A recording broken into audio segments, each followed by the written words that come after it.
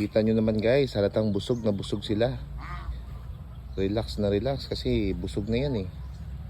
Ayan. May mga pabo din. Ito malaki. Maingay sa gabi. Pag nakakita ng tao, napakaingay. Ito gansa. Tsaka may Peking duck. May Peking duck kami guys. Ito, Peking duck. Ayan o. Ayan. Ito naman normal lang, mga pato. Ayan. Ayan, may mga grupo din ng mga manok. Ito din sila.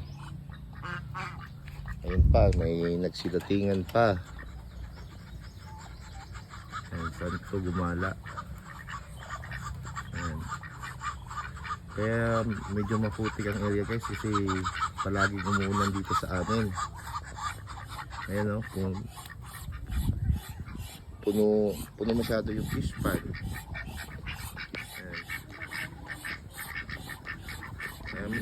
Ayan guys, sinakain yan ha. Alam niyo naman siguro yan.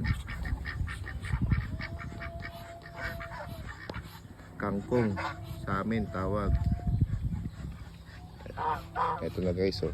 Alam mo pag gutom sila, hindi yan makapakali guys. Lagi naghahanap ng pagkain yan. Pero alam namang busog sila eh oh.